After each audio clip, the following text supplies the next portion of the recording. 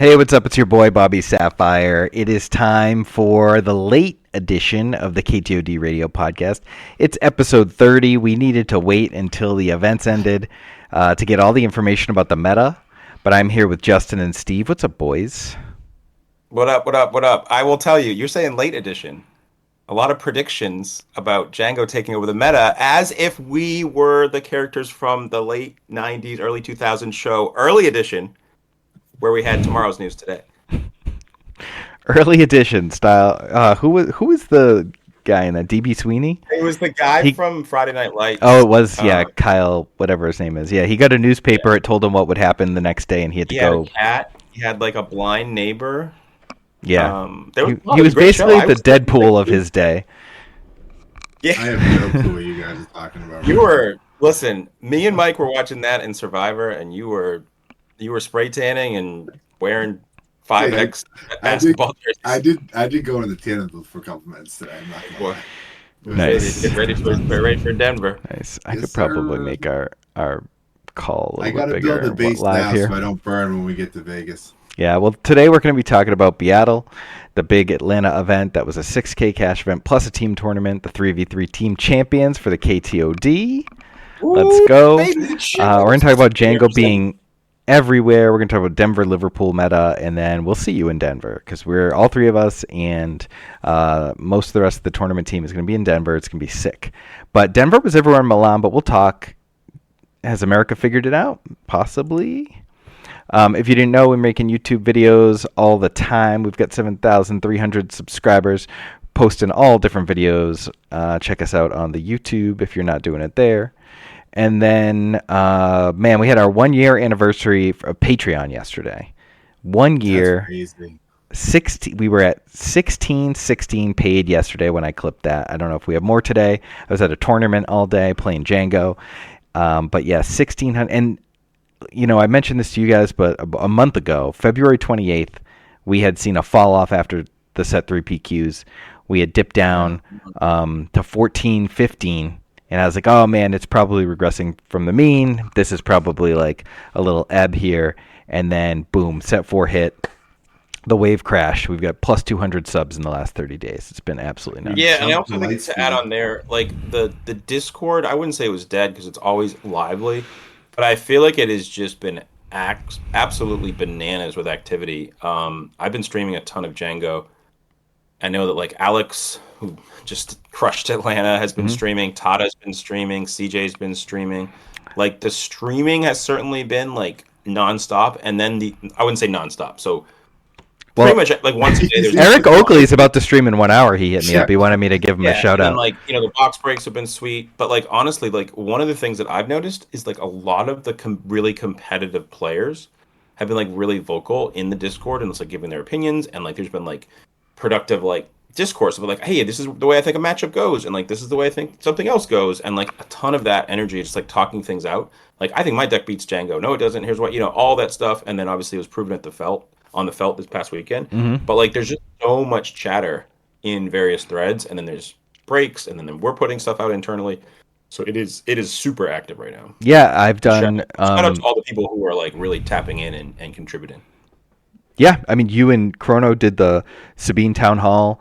I've done a couple sideboarding videos with sideboarding guides for the decks that I'm working on, Boba and Django. Maddie did a Von Reg deck tech, or deck that he's working on. But then even, someone pinged me in the Anakin thread, like, hey, have you worked on this at all? And then I was like, no, but let me think about it a little. And I was thinking about games that I was playing with CJ and how he was using covering the wing and just like slamming Poe, and both of those things were really good against Django in his Poe list. In his Poe list, and I was like, well, those are blue red cards. Like I could just play those in Anakin, and they're probably cracked. And then Justin, we got some games, and it actually did show some promise. It So was really, I had that really good. sleeved that up. I had that sleeved up for today. Yeah, Um, and the energy, like with the like, for instance, Tada, who was he played Django throughout BIATL, but on the team event, he was the Django mage. He was the Django wing of the team. And like I want to say it was Thursday, he's like, "Hey, this is my list. I really like it. I'm loving Radiant 7." He played 2 copies. He was like, "This card's great." The indirect version is what he played. He was saying how he thought like Pride into Gorilla Soldier was just like so aggressive, and he was just like chatting it up in our Django Red thread. And then him and I were kind of co-piloting on one of the streams too, using that build. So like that type of thing, like covering the wind or like the indirect damage or like whatever like the sort of new tech is, like getting to see it explored throughout the week. Like, and then some of the stuff that's not good, like we had some Moff Gideon explorations midweek, and I was like, but we're playtesting this. That's like the value. I mean, obviously there's a lot of value in the Discord, but if you're looking for stuff from us, we're out there and we're playtesting the stuff, and we're giving you feedback, and we're like putting it in the list and letting people know in the deck threads what's working and what's not working. And I always thought that's something I carried over from the Hyperloops that I thought was the most value, is that you weren't just getting deck lists. You're getting deck lists that were playtested, and you actually get to be a participant, #participant in the deck iterations and the conversations in the threads and through the streams. You get to see us actually playing the things that we talk about. So it's not just like this thing is some place where you just pay for deck lists. It's not that at all. It's like the engagement with seeing how decks are developed and being part of it, which is great. Matter of fact, don't think you're going to pay for deck lists, because like mine changes so much. Justin, what version of Sabine are you on? If I'm playing your list, you're like, yeah, but did you look at the list that I like updated while I was driving down the turn? Yeah. Like iterate version 1423. If you didn't know, we've got a KTOD shop, KTOD-shop.fourthwall.com. All our premium gear. You cannot get the Milan hat on the shop, but Justin's wearing all team gear. I hope he ordered that hat for tomorrow. I will say I ordered Nikes on Friday and they came today, so I'm guessing that the hats are coming tomorrow. I think there's one hat, but still we got to fight between us. That's fine. Whoever makes top 8 gets to wear the hat backwards on stream. That's all I care about. It's a great looking hat. That's great. Maddie's not here, but check out his channel. Hopefully he puts some content up there soon. He's going back to work this week. He did the one for us, which I thought was great. For Denver, is going to be the first time you can tap in on U.S. soil for the win a showcase. So I really liked his video for us for the main channel, talking about like the leaders that were the best suited for that. I know, Steve, you're kind of going in on that angle, but I think that's pretty cool. Coming to Denver, like showcase winning FFG. Yeah, he did one villain video, one hero video, and they're on our main YouTube channel. And then so Steve, you're undertaking the quest to win the Luke showcase in Denver. That's my plan. Yeah, been brewing up, playing some Luke the past like 24 hours or so, maybe 36. And it's not as bad as I actually thought it was going to be. I've been playing Data Vault, and I've been having some success with that. And I got these girls for you. It works. Yeah, we and Mike and I chatted on the way home from his tournament today for a good 30-35 minutes about like the difference between his version and mine, because his is a little bit more aggressive and mine's a little bit more controlling. But since doing that, I have found like Sabine's tie is insane in that deck. Yeah, I think Sabine's tie, get the shield on covering the wing. Think about Rebel Assault. I'm thinking Rebel Assault with Sabine's tie in this Luke deck. Like just getting real aggro with it, I think could be really spicy. So we'll see if it can hang. An angle that people aren't expecting, because they just usually blue-green hero is just a mid-rangey to control. When are they playing Luke? When are they playing home one? Well, we're going to do that, but you're going to be at 5 HP left. Yeah, I've lost to that deck a handful of times with Jango, where there's other decks that I've never lost with Jango, but that deck you can lose grasp of the game once Luke comes out and you can't kill Luke, and they get to play removal spells for Devastator and stuff like that. So it's not the easiest deck to that's not the easiest to beat with Jango. Yeah, navigate. I agree. It was one of the decks that through the PQ season I was like, shit, I really don't want to see the Luke green at the table. And then even in New York, I played it in the final round.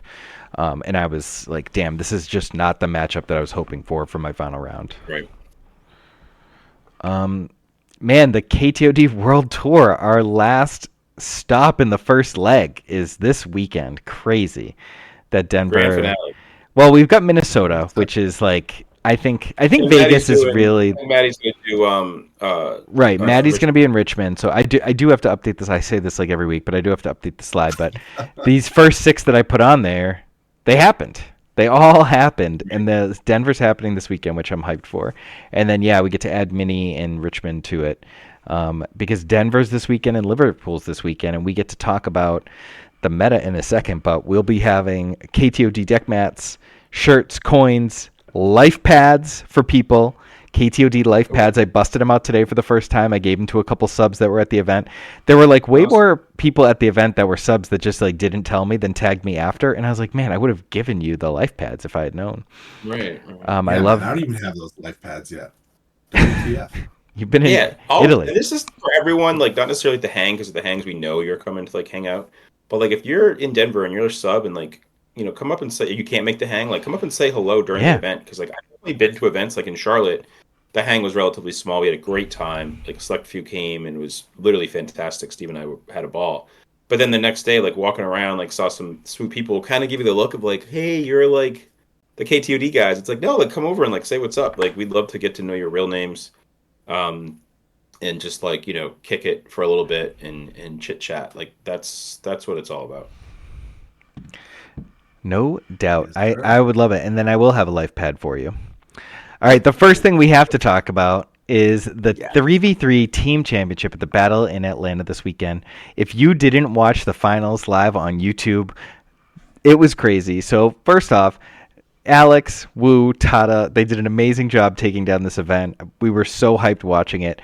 They took a loss day one. They had to play 9 rounds, including the first round. This was double elimination. They had to play McClunky and beat them twice, and they beat them on Friday night, and that was dramatic fashion as well. It went to 3 games, went to the 3rd game, and then they had to go back, play all day Saturday, and play Saturday night for the double final, to double win, and it came down to the last match. I don't know how much you guys want to say about the details, but man, it was so fun.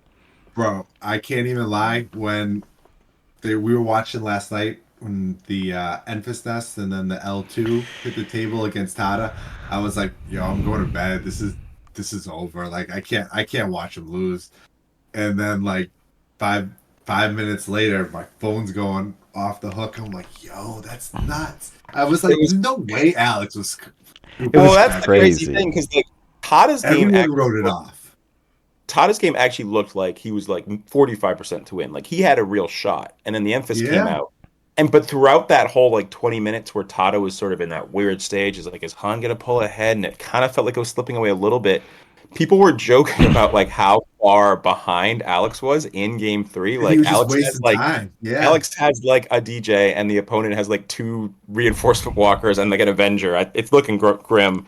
And so then like I think CJ on the cast was like, imagine if like Tata loses, but Alex somehow brings it back and wins. And then like we're just like, it was seeing it happen. 20 minutes of that. It's insane. Yeah, He's insane. It was so long. So 20 minutes of them telling us that, and Symbiote was like streaming live, and he was like, "Oh, Alex is cooked," and then they cut over to the Han versus Cad stream, and it's like a Cad Bane that was just played, and Alex has 5 units out on the board, and so he took all but 1 unit, and Alex went freaking jetpack, cunning +4, lethal. And took it down. It was sick. It's just insane. So insane. Yeah. And shout out to the guys. Like shout out to Metal Fab for the sponsorship. You can see on the Woo's right sleeve. You can see the little sponsorship. Yeah. Woo's looking kind of jacked there, man. Woo looks like an NFL, like a veteran NFL quarterback. Like he's got like a Joe Flacco, like Danny Dimes. Woo did meet Danny Dimes this week. That's crazy. He's like, listen, I got championships, you don't. No, and honestly, shout out to Wu too, because like Alex is playing Han, and like I think if everyone's saying that Jango's the best deck, which it seems like everyone's Jango, and we still know Han's super strong. Like it's a very powerful entity. He was the best deck last set, and then there's kind of like a throw your hands in the air type thing of like who's going to kind of fall on the sword for a team event and like play, because the format was you could only play one of each leader. I think we all know that. So Wu like brewed a bunch, like great deck builder, and like brewed Cad Bane, and like took some lumps, like definitely took some losses throughout, but like stuck with it, like stuck through, like in their only loss, he was game 3 and he like lost a close one. It's like darn it, like it's tough to be that guy in a team event. It kind of feels like you lost. it for the team, even though it's not that way. For sure. And Wu just like kept a level head with the deck, like the third best deck, right? Like we all know Right. Han and Django were the best deck, so he kind of knew that going in, that he was always going to be like at worst sort of at par. And he, you know, he held it down, and the boys took it down, champions, which is sick for us to win. Kind of like the team, you know, the team energy is great, and stuff. Just all smiles in this. This was awesome. Yeah, we're all going to celebrate so- in Denver this weekend. So hyped. Yeah, a little FOMO, but we're going to all party in Denver Yeah, this weekend. Denver's It's going to gonna be be wild. freaking great. So shout out to those guys, like truly goated. And then we're going to talk about the two pods of the, so there was and also at the Battle of Atlanta, they did a 2-heat tournament where it was 7 rounds for 2 heats, and the top 8 of each heat moved on to a top 16 that was played out today. And you see here that it was a mix of Django, Quinlan. I actually have them in reverse order. This is the second pod. Those two 30-point 30-point base Djangos were first and second, followed by Sabine, and then Lego Pizza had a Tarkentown Django, and then Clueless had Quinlan. There were 2 Quinlans, and then Sunny D with his Green Han, and then a Tyler with Django, Tarkentown. So that was the meta for that first day. And then Grumpy Elephant on the first day went undefeated with Quinlan Green, which is the deck he used throughout PQ season. And I did some testing with Grumpy Elephant last week, and he was looking for other decks to play, but ended up falling back to this. Phil, Sims in 5th. yeah, Sims in 5th. He lost to Lego Pizza in top 16. Spoilers. So, like, Phil on Han Yellow, George Hudson, George the Hulk on CAD Colossus. So there's been an influx of CAD. We'll see that Red Dragon here also played Green CAD. That's what Getsu played today in the Sunday event. We'll talk about that. Crusher and Sim both played Django. Crispy, shout out to Crispy, playing Von Rag, going 5-1-1 with that deck. That's cool. And then finally an ECL Sabine.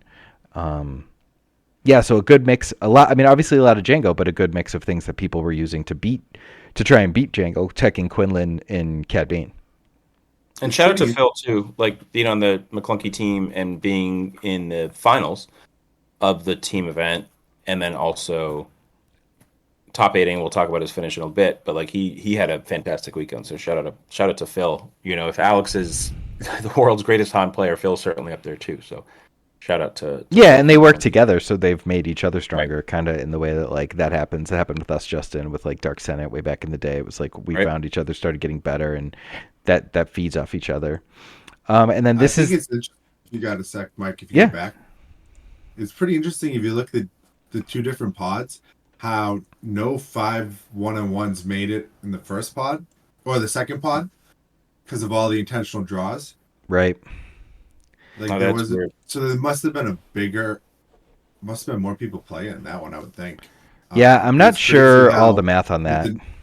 The newly implemented drawing capabilities. I know you were posting pics of your first. There's draw. probably less people in the changes it. first pod, right? Because you'd imagine that a lot of people were tired from playing the team event and were like, I'll just play tomorrow. Mm-hmm. Yeah.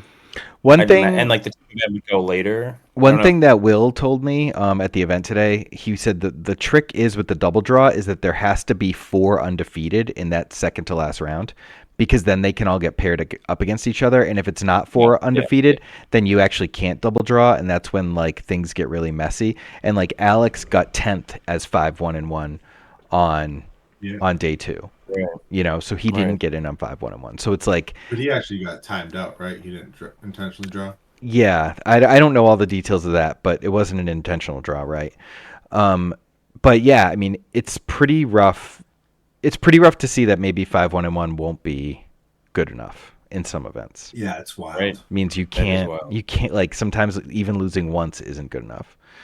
And then so here's the bracket. It ended up being George versus Phil. And one thing, like, shout out Phil, who's a good friend. Like, all through PQ season, me, Phil, and Alex and Woo, and like we'd be up testing, online and just like grinding games. So many Django games. One thing that's really interesting about Phil's run with Han Yellow is that like Alex was sort of off Han Yellow because he couldn't beat Django consistently. And And Phil he was on a list that was like pre-boarded for Django, and then Phil was like, "I'm beating Django with like a pretty regular list, like I'm yeah, like playing a no little more problem. Yeah. I'm playing Ahsoka's and Sparks, and it's like it's not doesn't feel amazing, but I just keep winning. Mm-hmm. And then we were on the Discord playing it, and Alex was like jamming Django into Phil, and Phil was doing exactly. It wasn't like a clean sweep, but it was like he was winning more than he was losing, and it was pretty clear that Han like was not this massive dog to Django the way that, it was, Alex. and it was enough to get Alex back on Han Yellow and off Django. Right. And I know like his plan, for this week is to collaborate a lot with Phil to like really get feeling comfortable with that matchup because, as we'll talk about in a minute, the expected sector meta should be heavy Django, but this is a more well-rounded tournament. Like there was a lot of Django, but you see just by looking at this graphic that there was also a bunch of Han. No Django's in the finals. I mean, and 2 Django's going down in the top 4. So it's like the 2 decks. It's not that they like randomly got matchups that were just funky. Like they were beating Django's. Yeah, like, I don't know how a 30. He beat Django 30. I mean, if Crusher gets to the semis there, the Django Tarkin Town is a much, different battle. You don't really have anything for Tech DJ, so I don't know how those games went, but yeah. Sorry, I didn't mean to cut you off. Did you want to add anything else in there? No, I'm just saying, like it's the field of Django. If you see decks amidst that are doing well, like we see the Han and we see the CAD, then they're real. Like Django's such a large portion of the field that if decks are doing well in that field, you kind of know like they have to have something going right against Django. Yeah, no doubt. It's not that weird world where you see someone who like 8-0s and they go to the next day and they say like, oh, I didn't play against Cobblade once. Cobblade's a bad example, but I didn't play against like, this deck once because I just dodged it because it was only 18% of the field. Like Django is large enough that you're almost certainly going to play it now. Right. So these guys are playing it, they're getting the top 8s, and they're beating it. So it's kind of like, I actually think that's sort of hopeful. Yeah, I mean, George and Phil both beat 2 Djangos in the top cut. So in this top 16. And then let's take a look at, we could take a look at Phil's list quickly. I don't know if there's anything like you said, it wasn't that different. There's really not any new cards in here except for Ahsoka, I think is the only new card in the main, and then he's got Han Solo on the board. I think the big thing here is that's the takeaway, right? Like it's not playing Mandalorian, it's not playing the Huns in the main, it's not playing the Commandeers main. Like it's staying pretty clean. Like I looked at this and I said, holy cow, this deck is clean as heck. Yeah, like just this thing is lean. It's got Bamboozle for for the TDR plays for pilots and everything, and it's just got everything else it's always had. Just adding the Ahsoka as the extra discard plus tap gives it that added element of control, which is really nice. And yeah, congrats to Phil for taking this thing down. This was the top cut. So there was also an event Sunday. So this was the top 8 after Swiss of the 2K cash event for Sunday. Another 7-round cut to top 8 was played Sunday, and it was taken down, or it might not have been. It might not have been a top cut event because 7 rounds on Sunday seems like a crazy amount. People have to go home. But Phenom won with CAD blue, CAD green. Getsu piloted that to second, and then there was also another CAD green in the top 4. And people are looking at these CAD control decks as ways to beat Django. And we saw that in George's run in the top 16. We saw that in Getsu's run throughout the team tournament and here. So yeah, what do you guys think of CAD? Like, I mean, 3 out of the top 4 were CAD blue 30, right? Is that what that is? One's blue and 2 are green. Command Center's green. Navarro City's blue, though, right? No, Navarro City's green also. Is it? Okay. Yeah, that's Getsu. He always plays CAD green.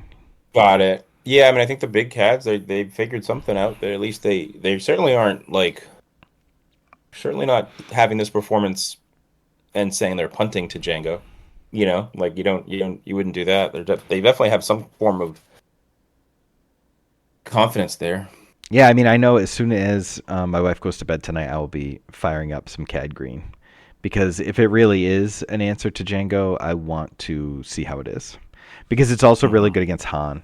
Even though Alex pulled that game out, in general, it's good into Han. And I know Alex does not want to have to face it. Yeah. and Django struggles into these CAD control decks because it struggles to kill CAD unit, it struggles to kill CAD leader when it's a unit, and it really struggles once they resolve even a single relentless pursuit to steal one of the ruthless raiders or one of the war juggernauts. Gotta play L37, man. Yeah, if only. Four. It's not that crazy. That'd be wild. L3. Yeah, maybe that needs L3. Maybe that's something we should work on. But cost 4, you smuggle it for 6. Free the boys. Free the boys for 6. I think there's another card that just frees the boys for 6. I've even seen some people playing Dryden Voss the last couple days off of their CAD stuff, which is it's horrifying. What were we playing the other? Was it you and me playing the other day, Steve? And someone stole our Obi-Wan, and then played it with Dryden. That was you. That's me and you. It was me and you. We won the next action. It was wild because Obi-Wan died and put the counters on CAD unit. Oh man, it was crazy. Wild. Yeah, usually when someone steals my Obi, like Palp, like that's GG. But we battled it out. The Anakin deck is too good. All right, so now we can transition overseas and talk about Milan. So this was the Enter the Jangoverse event. 550 players. The meta was 26% Django. I think I predicted 23%. I think our median for the team tournament, the tournament testing team was 25% in the mean. But 45% of the day 2 field was Django. That means not only do you have to play Django, but you have to play it well, and then you have to expect half of your matchups in day 2 to be Django. And horrifically, 7 out of the top 8 were Django, and the finals was a Django mirror match. Yeah, it was about this time last year when it was the first event was overseas. It was a win 25 cases or whatever event. Yeah. And it was 8 Bobas who ultimately did get banned. My reaction to this is yes, Django is what we thought it was. It is what a lot of people thought it was.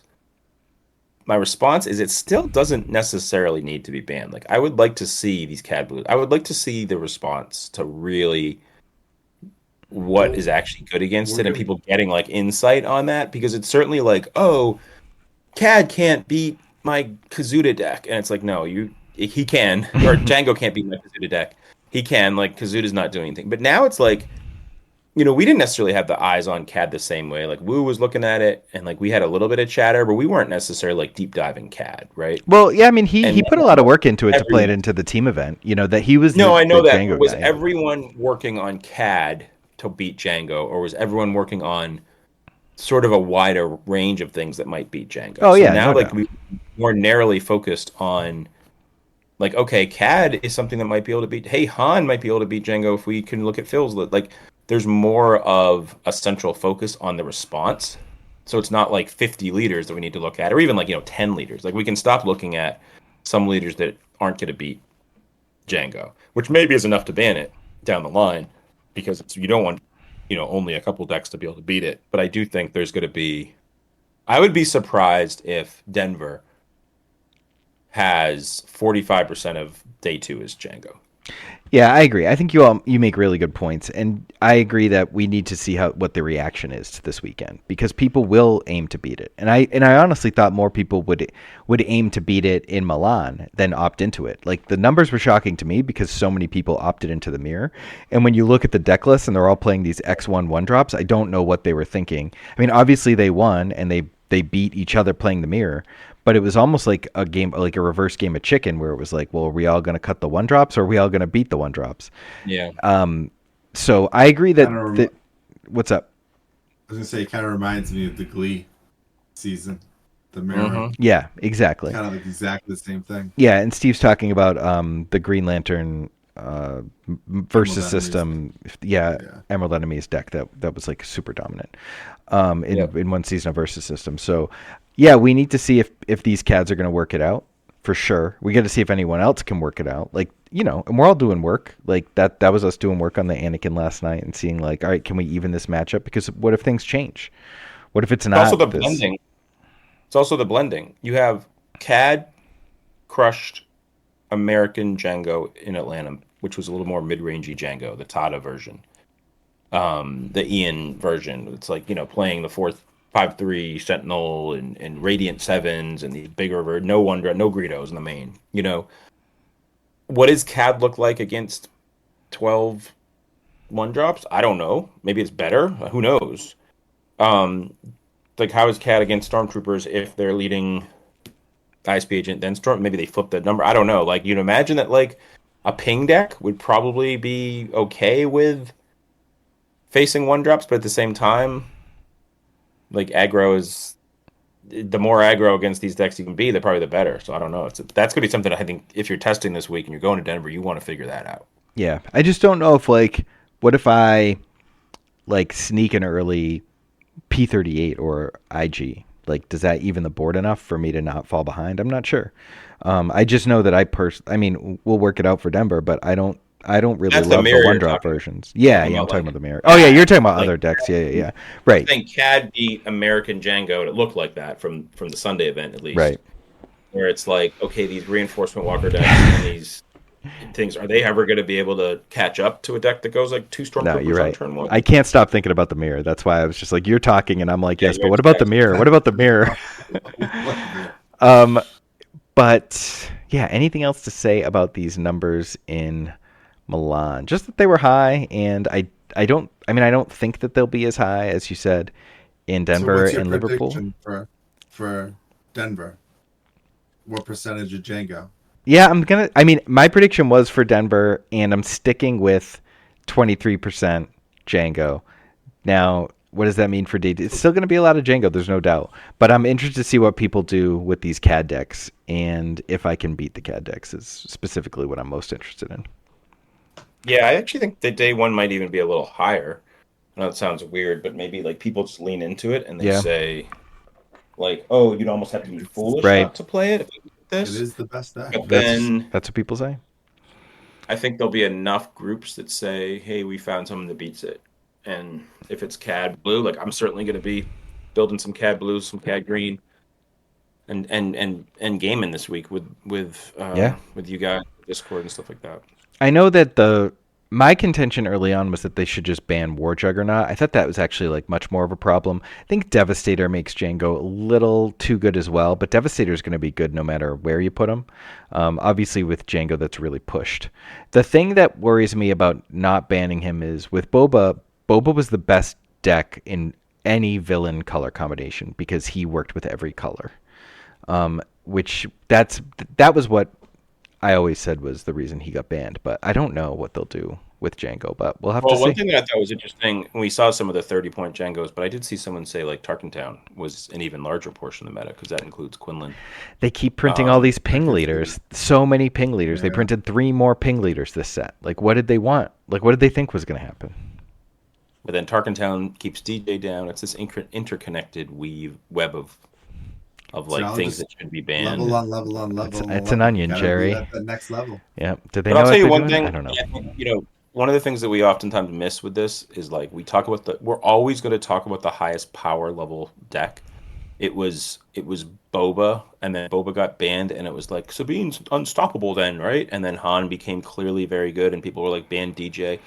And like what card is really annoying that I haven't seen in a while, and like I thought might even get banned, like Restock. Remember the Restock like exhaustion mirrors? I know. No one wants that.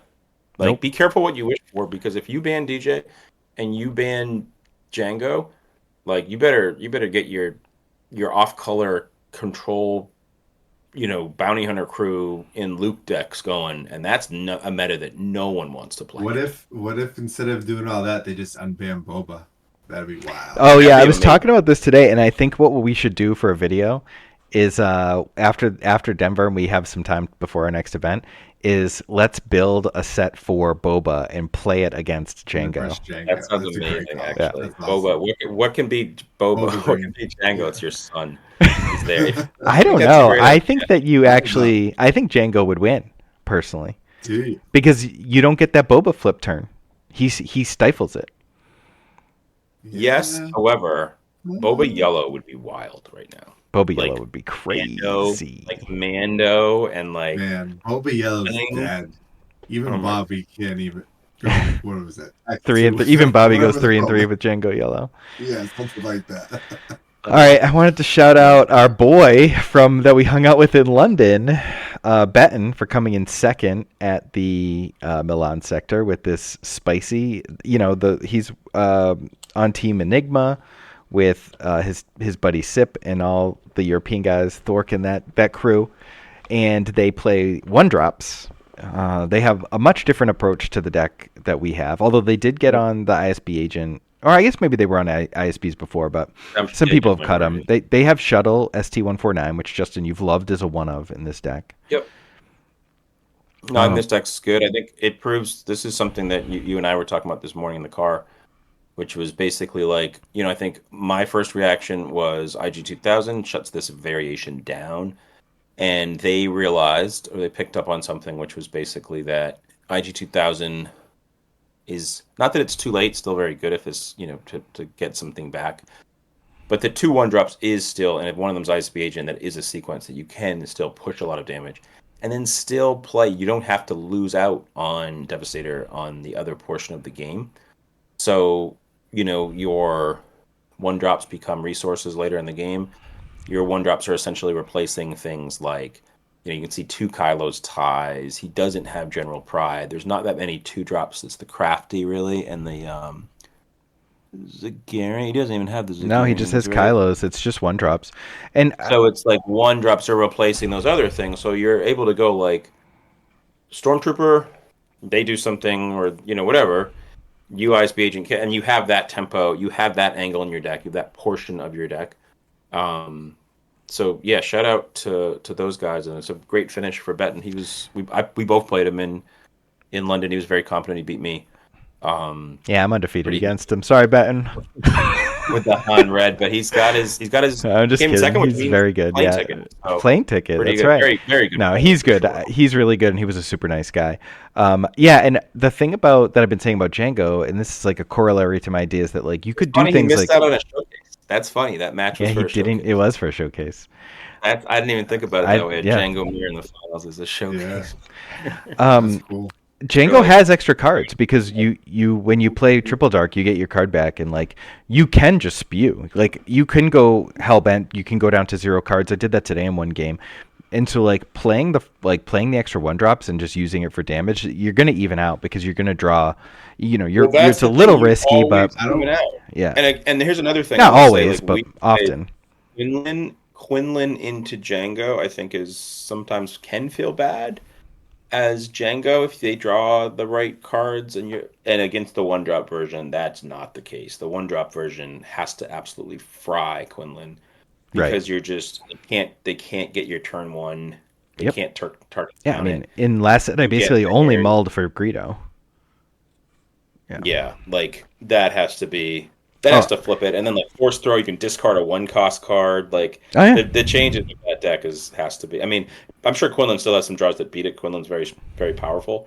But if you're looking for a deck like, I Django and I can't beat Quinlan, like play this version. Because no doubt. Yeah, it's gotta. I mean, most of the Quinlans have cut all their 1-drops, but honestly, a deck like this could have people rethinking that. Yeah, like R2. Yeah, I did play Quinlan today, and I sided in the Greedos, and they felt so good. And I did it again against Sabine, and I had my old ISB Greedo start pinging with a surprise strike, and I was just like felt like a warm blanket. All right, and the other deck I wanted to shout out from this event was the only non-Django in the top 8. Let's go, Malvolio, with his yellow Piet deck. I played a couple of games with this afternoon. It was pretty wild. Yeah, Droid Commando. Yep. You just spew out droids with the invisible hand. Yep. Maul, Cad Bane. Cool. Yeah. Finalizer. Like he's more of a mid-rangey, like kind of like a techie combo deck with the invisible hand, but you still have that ability to just go like ramp, Devastator or something too. Like it kind of hits both of those avenues. And he made top 4, right? So he did beat a Django in the top cut. And like a true European Star Wars Unlimited player, this deck is 51 cards in the main deck. 51. Let's go. Never let that us was down. Never let us I down. can't believe I played that. Oh, I played a 51 card deck today. I didn't even realize it. That's Never so let- Playing the bad. loop, you're playing 60. Are you playing 61? Is the question next week. No, Ooh. I think I'm playing 61 60. like the dream in Star Wars CCG. Yeah. What's Oh your my 61st card? Yeah, I love that this was 51. I got true delight when I noticed that. This is a man. European list. Like that's You the just thing. ruined Like my day. the rest of the top eight like doesn't look European. It's like all clean numbers. It's like all like 3 of 3 of 3 of 3, like super aggressive, like one drop. The Europeans always play like the coolest looking lists. Like they're like 51 to 56 Two cards. dogfight, two cards like no good to be dead. Yeah. One jump to light Lightspeed, speed. Yeah. dogfight. Like that's what I was expecting more of. And then you see the results, and it's like 3 Stormtrooper, 3 Greedo, 3 ISB agent. It's just like this is like an old school like Yes. Spice. clean Yeah. version. And Spice, then like please. Atlanta had the U.S. lists that were a little funky too. So like we switched continents. Yeah. No doubt. Yeah. Sorrow This World. is a fun list to look at. All right. So how are we playing or beating Django this weekend? What do you think? I mean, I'm playing Luke and just hoping to put as many shields on as many sentinels that I can. Nice. It's I been like it. working out pretty good. Yeah, if people are off Waylay, I like that a lot. I think there's a hybrid of somewhere along like in Greenland or something between the European and United States like tech that came out of the Django's. That's probably so. My second stop is learn the mirror with some cards that I think are going to be good against the one drop version, but aren't necessarily the one drop version. And then my first stop is just like see if these CADs are actually like crushing the Django's the way that they maybe look like they could be. And So third you're stop on is CAD probably Hong. this weekend. I'm thinking about some CAD. We'll see how it. Ooh. I mean, I hit up Wu today. I was like, let's CAD green this weekend, and he said, I think objectively Django is the right choice, and that's not how I feel. But does that mean I will play Django? I mean, probably. But if if I can crack one of these CADs and it feels really good, I promise you, I would much rather play the deck that I think beats Django than be the Django that everyone is teching for. It's not the mirrors that I'm worried about as much as it is just the like, oh, I'm just gonna play 3 EMP, 3 commandeers or whatever, or I'm just gonna play Gar and beat all the Djangos. Like whatever it is, I just don't want. That's not the way I like to approach a big tournament. Yeah, you don't want to be on the receiving end of that. It's one thing to play the best deck, but it's a whole different subject when it's like playing the best deck. How can I relate this to something? But it's like Grand Theft Auto. Like you've got the best stuff and you're going around and you're doing whatever you want. It's amazing. But then when the police are on you, it's a whole different game. Like that, you know what I mean? You're crashing that car. You're crashing that car. Like the whole world is after you. That's what it feels like. It's when you're in GTA and the sirens are going off and you're clipped and you got to find one of those shops to repaint your car. That's what it feels like taking Django to an event right now. BobbySapphire feels like the whole world's coming for him. We might be That's the CAD Raw headline. this weekend. CAD Raw, baby. All right. Does that mean I can play your Django showcase? He's got a few bite marks in him, but you can maybe use them. Cool. You got a CAD showcase? I didn't know that. I've got all my cards here. I was building decks last night during the team tournament. Everyone was stressing about the team tournament, and I was just waiting for Alex to be declared the winner. I was not stressed. All right. Well, it's way past Steve's bedtime, so we got to call this thing. But yeah, thanks for watching and listening. And it is a shorter, abbreviated version, but we wanted to make sure we got all the meta because that's the most important thing in the competitive environment right now. But we will see you in Denver. This is Talking time.